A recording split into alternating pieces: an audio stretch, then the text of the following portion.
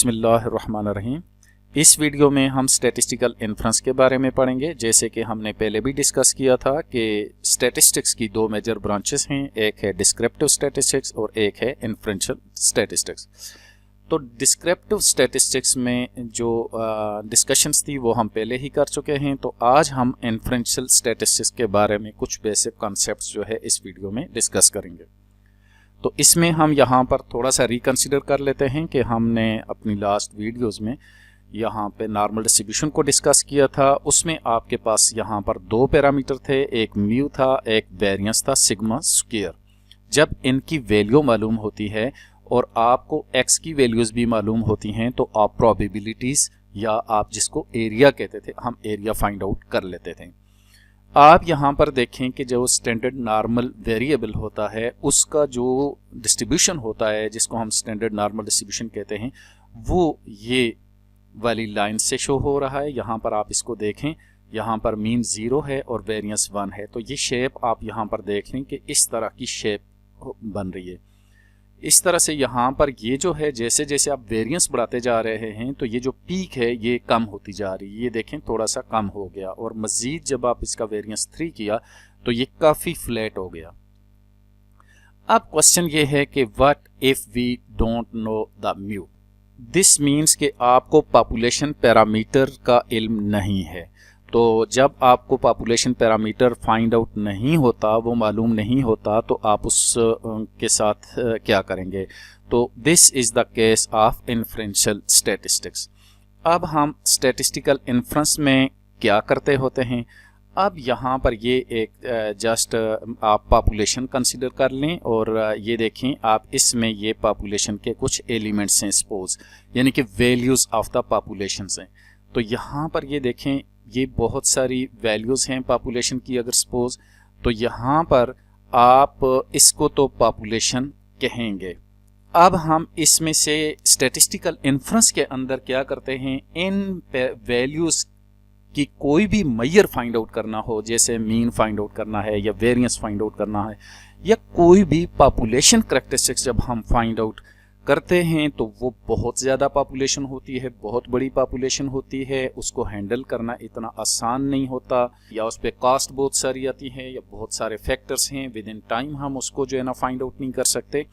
तो due to multiple reasons अब हमारे पास एक और रास्ता बचता है और वो है क्या, सैंपल लेने का। तो सपोज हमने ये हिस्सा बीच में से इस पॉपुलेशन का ये हिस्सा हमने ले लिया है और ये एक पार्ट ऑफ द पॉपुलेशन है। उन्हीं यूनिट्स में से, जो पॉपुलेशन के यूनिट्स हैं, उनमें से एक सैंपल जो है वो हमने पिक कर लिया, एक पार्ट हमने पिक कर लिया। तो दिस इज कॉल्ड सैंपल और ये आपको पॉपुलेशन ये बताया जा रहा है। ये दोनों आपको यहाँ पर एरो से जाहिर हो रही हैं।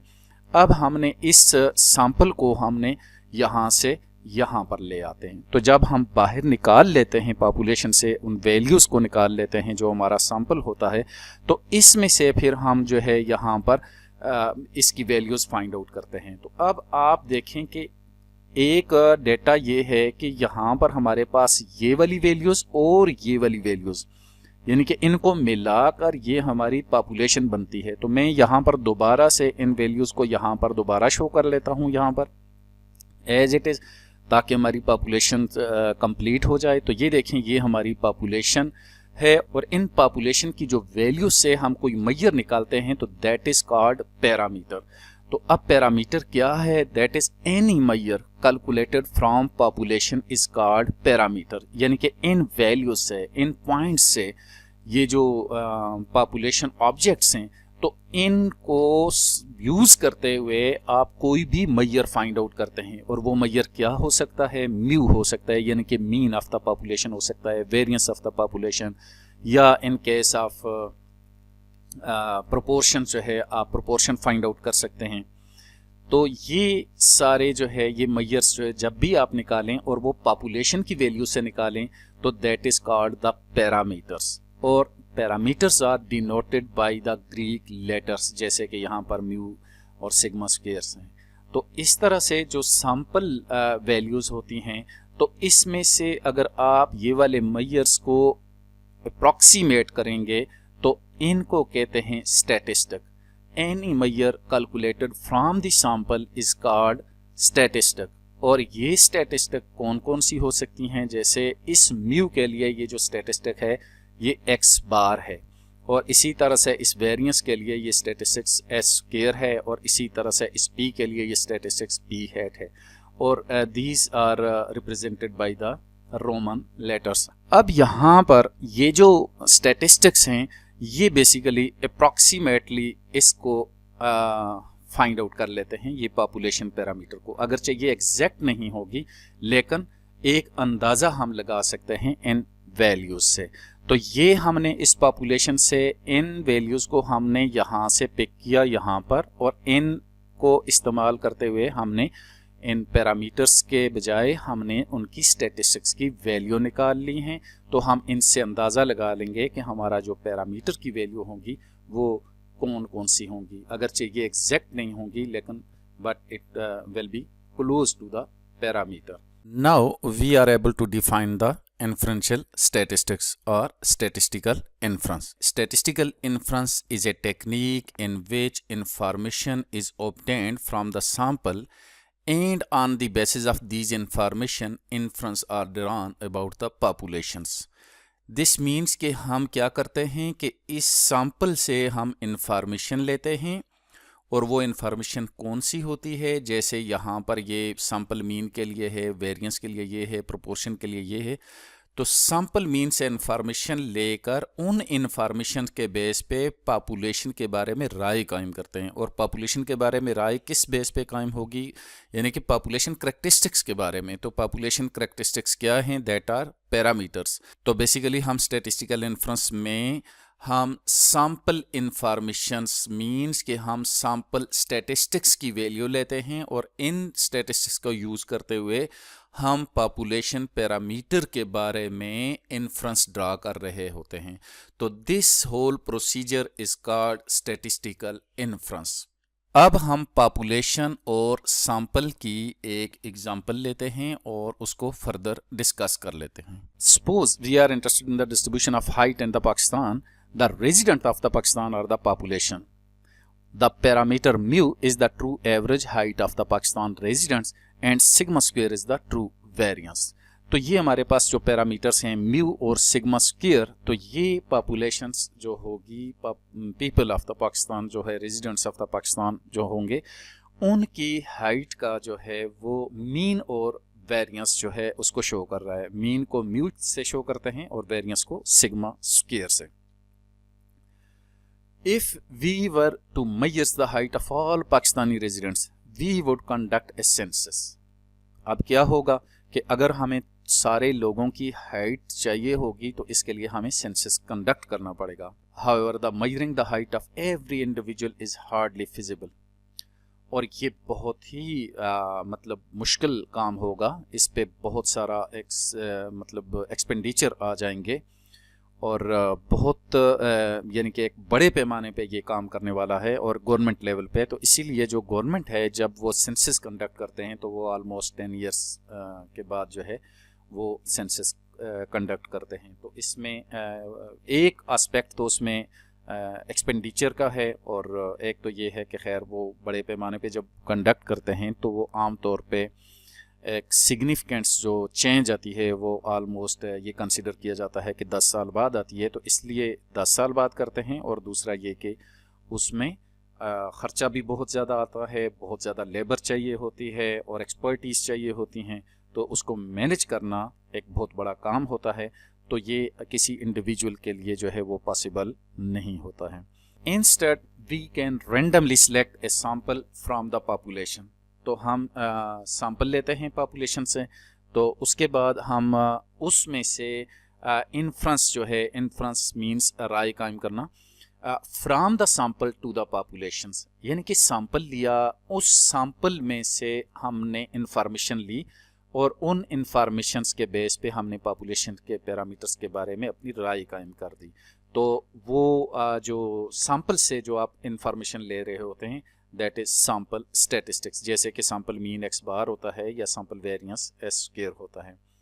तो इन x बार और s स्क्वायर को यूज़ करते हुए हम इन्फ्रेंस जो है वो ड्रा कर लेते हैं about the true but unknown value of the population parameter mu and sigma square. तो जब हमें पॉपुलेशन के करैक्टरिस्टिक्स नहीं मालूम होते हैं तो हम सैंपल लेके उसमें से फाइंड आउट करके पॉपुलेशन करैक्टरिस्टिक्स के बारे में जान लेते हैं। अब जैसे कि यहाँ पर एक जस्ट एक सैंपल हमने लिया है 10 का और उनकी ये वैल्यूज़ ली हुई हैं और इन वैल्यूज़ को हमने यहाँ पर जैसे मीन फाइंड आउट किया है तो ये हमारे पास 174.1 आ गया है। ये जो 174.1 है तो इट डजंट मीन कि पॉपुलेशन मीन एग्जैक्टली ये होगा, ऐसा नहीं होगा, लेकिन but it will be close to the population mean. एक अंदाज़ा हो गया है कि हमारा जो पॉपुलेशन मीन होगा वो कहाँ फॉल कर रहा है, एक अंदाजे के तौर पे हम इस वैल्यू को इस्तेमाल करेंगे। अब हम यहाँ पर एक टर्मिनोलॉजी यूज करते हैं, the sample mean is an unbiased and consistent estimator of the unknown population mean mu. अब ये वैल्यू जैसे यहाँ पर एग्जांपल यूज किया, ये वैल्यू तो निकल गई, लेकिन अब असल वैल्यू जो पॉपुलेशन मीन की है वो तो डिफरेंट होगी, कुछ ना कुछ तो डिफरेंट होगी। अब हमने एक अंदाज़ा तो लगा लिया, लेकिन ये है कि ये जो सैंपल मीन होता है ये अनबाइज्ड होता है और कंसिस्टेंट एस्टिमेटर होता है। तो अब ये अनबाइज्ड और कंसिस्टेंट एस्टिमेटर क्या चीज़ होती है, ये इसको मैं थोड़ा सा जस्ट एलाबोरेट कर लूँ। सबसे पहले हम अनबाइज्डनेस को डिस्कस करते हैं यहाँ पर। To understand the unbiasedness, note that sampling distribution of x bar is centred at mu. ये क्या मतलब है इसका कि sampling distribution of x bar is centred at mu, यानी कि म्यू के पे सेंटर हो जाएगा। ये कैसे होगा?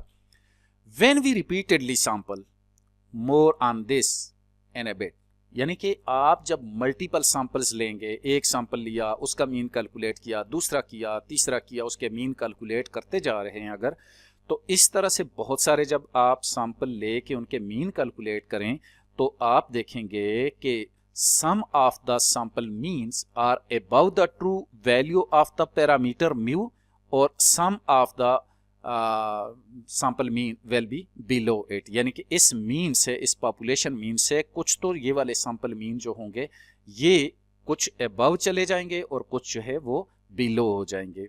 तो इस तरह से जब आप उसको भी आप फर्दर आप मीन ले लेंगे तो that will be very close to the population mean, वो इसके बहुत ही क्लोज हो जाता है। अब इसमें यहाँ पर एक खास पॉइंट है कि अगर आप तमाम पॉसिबल सैंपल्स ले लें तो फिर तो एग्जैक्टली पॉपुलेशन मीन के बराबर हो जाता है, यानी कि तमाम पॉसिबल सैंपल ले लें और उसका मीन कैलकुलेट करें और उन मीन का फिर मीन कैलकुलेट करेंगे तो वो पॉपुलेशन मीन के एग्जैक्टली इक्वल हो जाएगा। लेकिन हम जनरली ऐसा नहीं कर सकते हैं तमाम पॉसिबल सैंपल, लेकिन हम एक ख़ास हद तक सैम्पलिंग डिस्ट्रीब्यूशन बनाने के लिए हम जितने कुछ सैंपल्स हम कैलकुलेट करते हैं और उनका मीन जब आप फाइंड आउट करेंगे तो that will be very very close to the parameter mu. तो यहाँ पर ये देखें कि इसमें की एस्पेक्ट क्या है, वो ये है कि there is no systematic tendency, यहाँ पर कोई सिस्टमेटिक टेंडेंसी नहीं है टू ओवर एस्टिमेट और underestimate the true parameter. यानी कि इस सपोज ये अगर हमारे पास ट्रू पैरामीटर है तो आप जो सैंपल लेते हैं इसमें चूंकि वो रैंडम होता है तो वो कभी ऐसा नहीं होगा कि वो सिस्टमेटिकली अबव चला जाए या उससे बिलो चला जाए, ऐसा नहीं होता। अगर ऐसा जाएगा तो वो इसको अनबाइज्ड एस्टिमेटर फिर वो नहीं होगा। अगर वो नहीं जाता, कोई अबव जा रहे हैं, कुछ बिलो जा रहे हैं और फाइनली मतलब अगर आप उसको सम अप करके एवरेज ले लेंगे तो वो इस पॉपुलेशन मीन के इक्वल हो जाएंगे या बहुत ही क्लोज हो जाएंगे। तो दिस मीन्स के दैट इज अनबाइज्डनेस, यानी कि ये इस तरह से इस एक्स बार को हम अनबाइज्ड एस्टिमेटर कहते हैं और ये होता ही अनबाइज्ड एस्टिमेटर है, ये जो एक्स बार होता है रैंडम सैंपलिंग में। इसके बाद आता है कंसिस्टेंसी। कंसिस्टेंसी क्या होता है कि an estimator is consistent if as the sample size increases the estimator becomes closer and closer to the population parameter. और इसमें आप ये देखें कि आपके पास जो पॉपुलेशन पैरामीटर होता है, जैसे यहाँ पर ये म्यू है, तो इसको एस्टिमेट करने के लिए फॉर एग्जांपल आपने 10 यूनिट्स लिए और आपने जो मीन कैलकुलेट किया, इसके बजाय आप 10 के बजाय 15 ले लें तो वो ज़्यादा अच्छे तरीके से इसको मीन को जो है ना वो एस्टिमेट करेगा, वो और क्लोज हो जाएगा इसके। अगर 10 वाला थोड़ा सा मतलब दूर है तो 15 वाला जो है वो ज़्यादा करीब हो जाएगा। तो इस तरह से अगर आप अपना सैंपल इंक्रीज करते करते एक स्टेज ऐसी आए कि वो पॉपुलेशन बन जाए, तो आप देखेंगे कि वो आपका सैंपल मीन जो है that is equal to the mu. उसकी वजह यह है कि आपने सैंपल में सारी पॉपुलेशन को ऐड कर दिया। तो इस तरीके से जो एस्टिमेटर पॉपुलेशन पैरामीटर के क्लोज होता जा रहा होगा that is called consistent estimator. अब इस कंसिस्टेंसी को अंडरस्टैंड करने के लिए the law of large numbers भी देख लें। यहाँ पर ये वही है, कंसिस्टेंसी ही है। The law of large number, यहाँ पर देखें कि although X bar is rarely exactly right and varies from sample to sample, यानी कि आपका जो एक्स बार होता है ऐसा नहीं होता कि वो एग्जैक्टली पॉपुलेशन पैरामीटर के इक्वल होगा। वजह उसकी ये है कि पॉपुलेशन के अंदर तो बहुत सारे यूनिट होते हैं और बहुत बड़ी पॉपुलेशन होती है। आप उसमें से जब आप सैंपल लेंगे तो वो तो एक पार्ट होगा, वो कभी भी पॉपुलेशन को एग्जैक्टली पॉपुलेशन पैरामीटर की वैल्यूज के बराबर नहीं होगा। It is still reasonable and fact the best estimate of the population mean mu, लेकिन फिर भी ये एक बड़ा अच्छा एस्टिमेटर होता है पॉपुलेशन मीन का। दिस इज बिकॉज, वजह उसकी क्या है, it is guaranteed to get closer to the population parameter mu as the sample size increases. ये वही इस कंसिस्टेंसी वाली बात आ रही है, तो लॉ ऑफ लार्ज नंबर में भी यही बात है। तो ये that is also consistency. Therefore, we know that if we could keep taking measurements from more objects, eventually we would estimate the true population mean very accurately. तो आप जितना उसमें सैंपल साइज इंक्रीज करते जाएंगे तो आप पॉपुलेशन मीन को उतना ही एक्यूरेटली फाइंड आउट कर लेंगे। This fact is usually referred to as the law of large number. तो यही इसी को लॉ ऑफ लार्ज नंबर कहते हैं कि आप जितना अपना सैंपल साइज बढ़ाते जाएं और आपका जो एस्टिमेटर होता है that is closer to the population parameter. तो this is called the law of large number. It is a remarkable fact because it holds for any populations. और ये किसी ऐसा नहीं है कि सिर्फ नॉर्मल डिस्ट्रीब्यूशन के लिए ये होल्ड करता हो, ये किसी भी तरह की जो पॉपुलेशन होगी, कोई भी डिस्ट्रीब्यूशन होगा, वो यूनिफॉर्म हो सकता है, वो एक्सपोनेंशियल हो सकता है, वो नेगेटिव बाइनोमियल या कोई भी उसकी शेप हो सकती है। तो ये सब के लिए होल्ड करता है कि जैसे जैसे आप सैंपल साइज इंक्रीज करते जाएंगे तो that is closer and closer to the population parameter. अब हम इसकी पर्टिकुलर डेफिनेशन की तरफ आते हैं। तो law of large number, if we randomly draw independent observations from any population with finite mean mu, the sample mean x bar of the observed value approaches to the true mean mu of the population as the number of observation n goes to infinity. Infinity means के population size की तरफ जो है वो increase करता जाएगा। तो आपका जो sample mean होगा that will be closer and closer to the true value of the population parameter mu. तो इसको हम law of large number कहेंगे।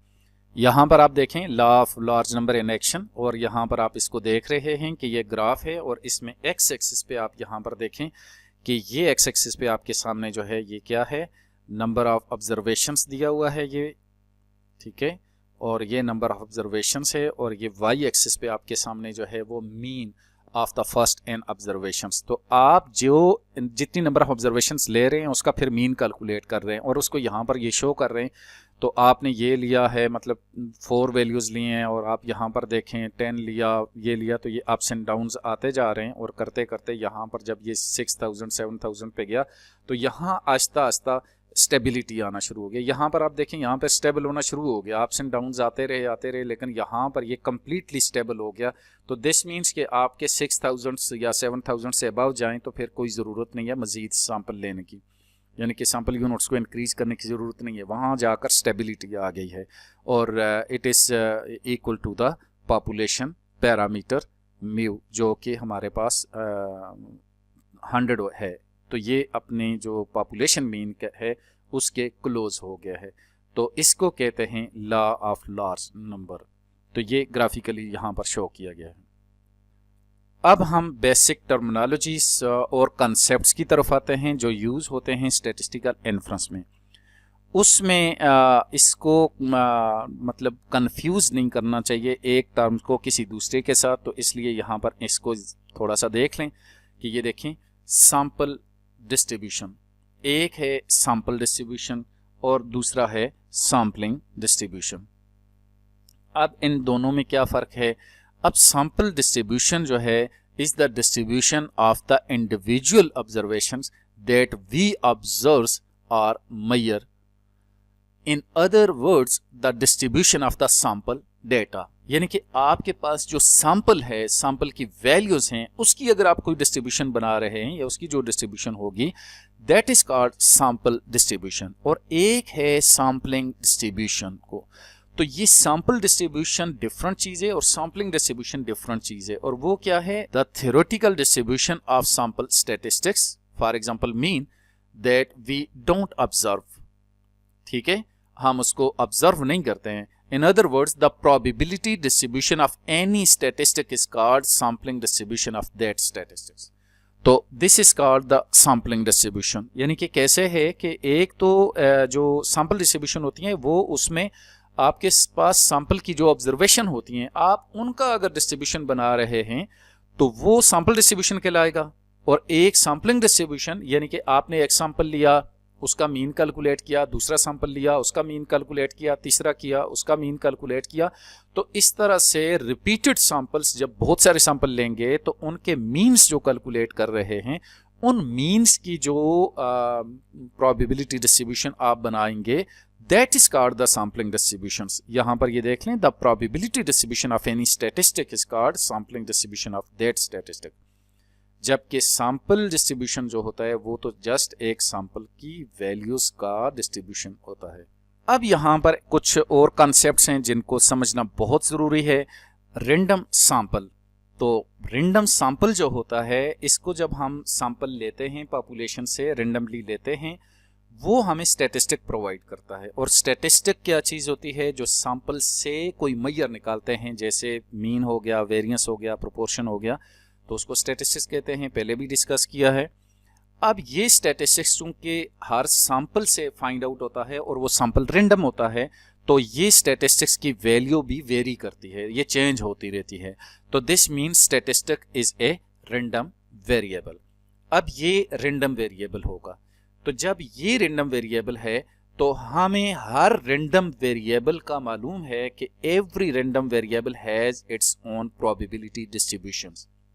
कोई भी रैंडम वेरिएबल होगा उसकी अपनी प्रोबेबिलिटी डिस्ट्रीब्यूशन होगी। तो जो प्रोबेबिलिटी डिस्ट्रीब्यूशन आप यहां पर देख रहे हैं, ये एक सीक्वेंस बन रहा है कि सैंपल लेते हैं, वो रैंडम होता है, उससे स्टैटिस्टिक्स आएगी तो वो स्टैटिस्टिक्स की वैल्यूज भी वेरी करेंगी। So statistic is a random variable. तो every random variable have its probability distributions. तो this probability distribution is called sampling distribution. और ये सैम्पलिंग डिस्ट्रीब्यूशन किसकी होगी? और ये सैम्पलिंग डिस्ट्रीब्यूशन जो है वो आपकी स्टैटिस्टिक्स की होगी। एक दफा इसको फिर देख लें कि ये जो आप सैंपल लेते हैं, रैंडम सैंपल लेते हैं, उससे आप जो मेजर्स कैलकुलेट करते हैं दैट इज कॉल्ड स्टैटिस्टिक। अब सैंपल एक सैंपल से दूसरा सैंपल वेरी करता है, उसकी वैल्यूज वेरी करती हैं, तो इसका मतलब है कि आपकी स्टैटिस्टिक की वैल्यू भी वेरी करेगी। So statistic is a random variable. We know that every random variable have its own probability distribution. हर रैंडम वेरिएबल का प्रोबेबिलिटी डिस्ट्रीब्यूशन होता है, ऑलरेडी हम पढ़ चुके हैं। तो जब हर रैंडम वेरिएबल का अगर प्रोबेबिलिटी डिस्ट्रीब्यूशन होता है तो इस प्रोबेबिलिटी डिस्ट्रीब्यूशन को सैम्पलिंग डिस्ट्रीब्यूशन कहते हैं। और ये क्यों कहते हैं कि ये बेसिकली ये जो प्रोबेबिलिटी डिस्ट्रीब्यूशन है ये एक स्टैटिस्टिक का प्रोबेबिलिटी डिस्ट्रीब्यूशन है। तो आप अब डेफिनेशन क्या बनेगी, व्हाट इज सैम्पलिंग डिस्ट्रीब्यूशन? कि sampling distribution is the probability distribution of any statistic. यानी कि एक दफा फिर सुन लें कि sampling distribution is the probability distribution of any statistics. कि किसी भी स्टैटिस्टिक की जो प्रोबेबिलिटी डिस्ट्रीब्यूशन होगी वो सैम्पलिंग डिस्ट्रीब्यूशन होती है। कोई भी रैंडम वेरिएबल, इसका यह मतलब नहीं है कि हर प्रोबेबिलिटी डिस्ट्रीब्यूशन जो है वो सैम्पलिंग डिस्ट्रीब्यूशन होती है, ऐसा नहीं है, क्योंकि हर रैंडम वेरिएबल एक स्टैटिस्टिक नहीं होता है। ये स्टैटिस्टिक बेसिकली एक रैंडम वेरिएबल है। तो हर रैंडम वेरिएबल स्टैटिस्टिक नहीं होता, statistic is a random variable.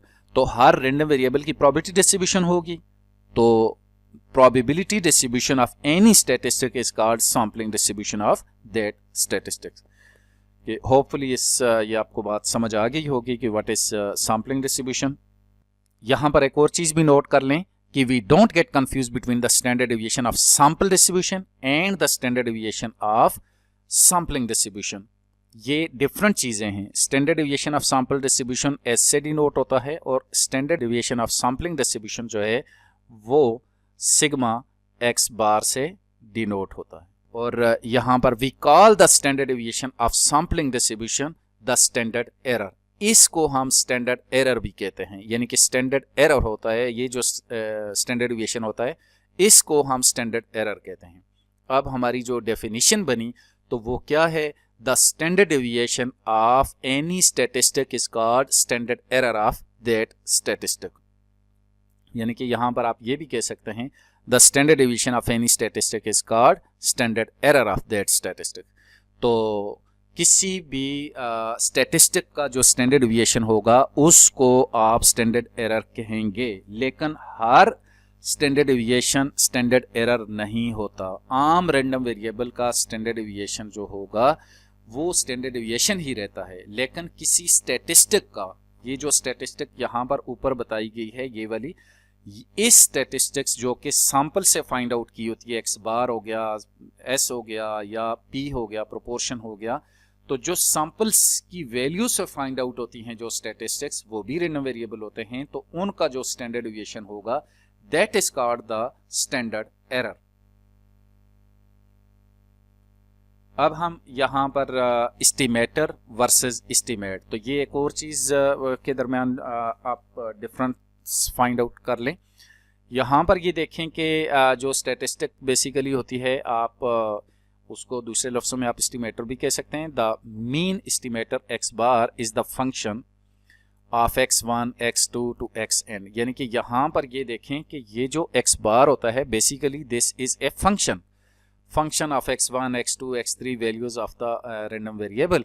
तो ये जब आप फाइंड आउट कर लेते हैं इस तरह से, तो ये x बार हुआ, तो ये एक रैंडम वेरिएबल होता है। अभी डिस्कस किया है कि ये रैंडम वेरिएबल होता है कि where is the sample mean of our sample.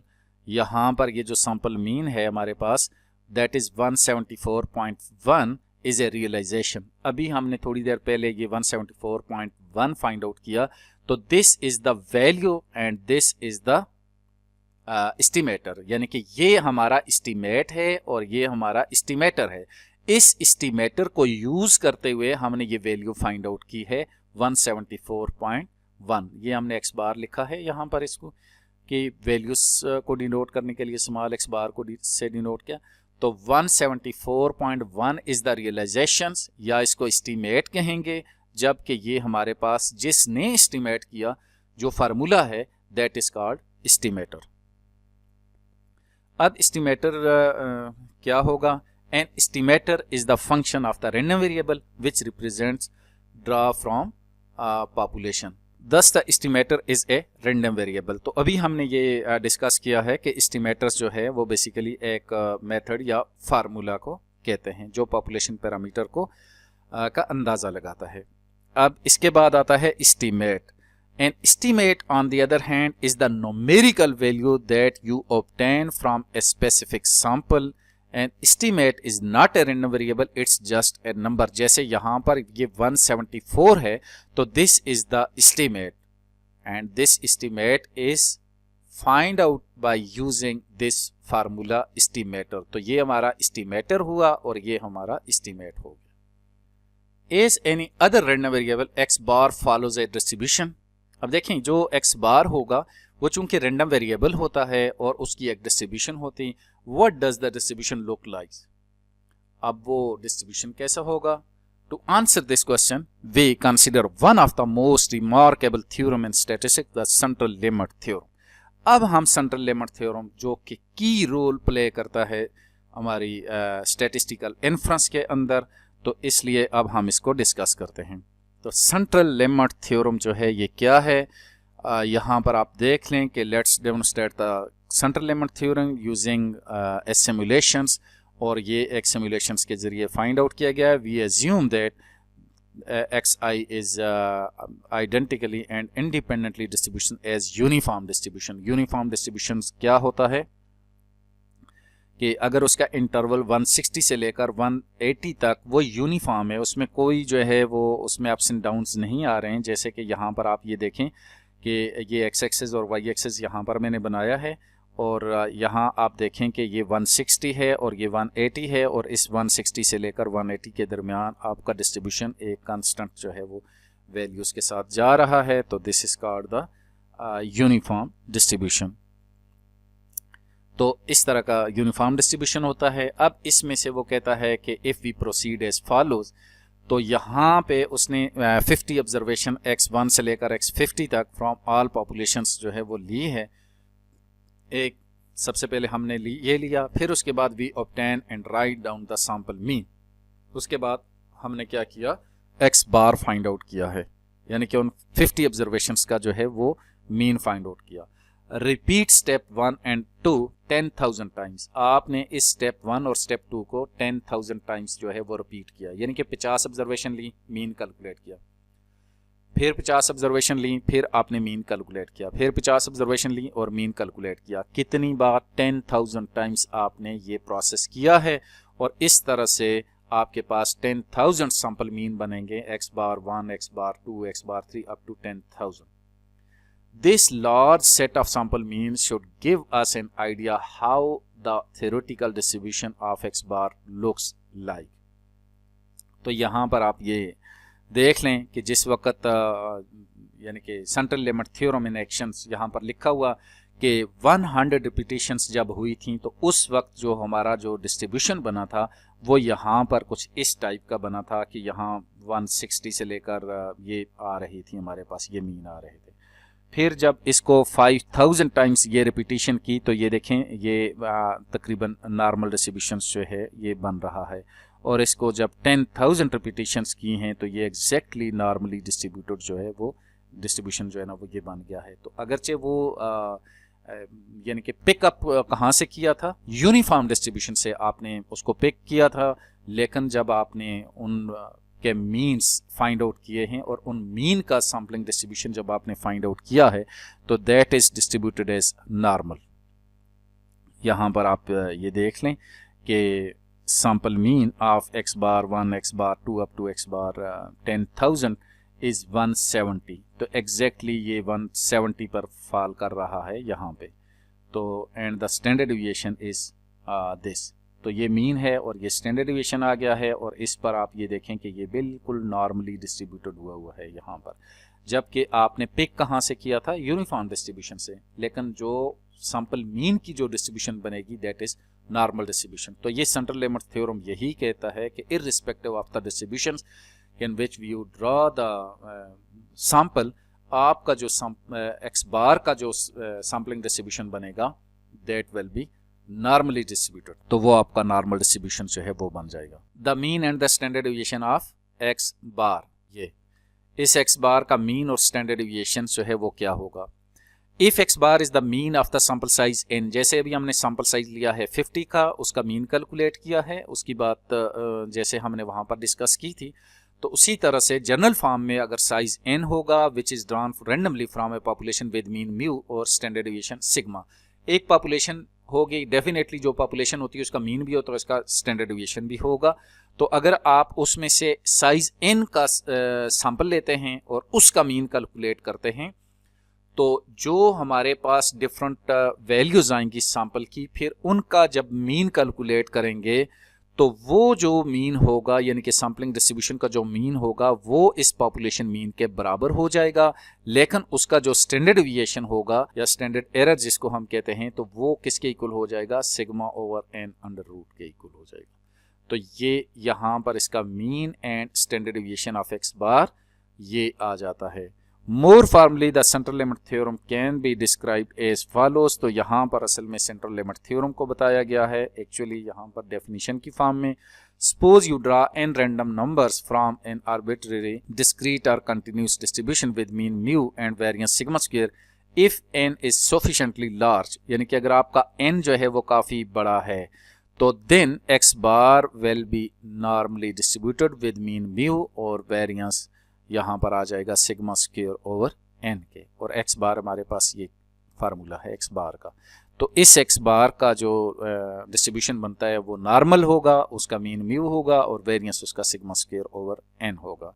तो यहाँ जो बात समझने वाली है वो ये है कि irrespective of the distribution from which we take our sample, हमारा जो भी डिस्ट्रीब्यूशन होगा कोई भी उसकी नेचर हो सकती है, लेकिन उससे जब आप इसके मल्टीपल सैंपल लेते हैं और उसका मीन कैलकुलेट करते हैं और उस मीन का अगर आप सैम्पलिंग डिस्ट्रीब्यूशन बनाएंगे तो आप देखेंगे कि वो जो सैम्पलिंग डिस्ट्रीब्यूशन होगा वो भी नॉर्मली डिस्ट्रीब्यूटेड होगा और उसका मीन जो है वो क्या होगा, म्यू के इक्वल होगा और उसके मीन का मीन म्यू के इक्वल होगा और उसके मीन का जो स्टैंडर्ड डिवीएशन होगा वो sigma over under root n होगा स्टैंडर्ड डिवीएशन, और variance sigma square over n के इक्वल हो जाएगा। तो अब हम आते हैं आज की वीडियो के कंक्लूडिंग रिमार्क्स की तरफ।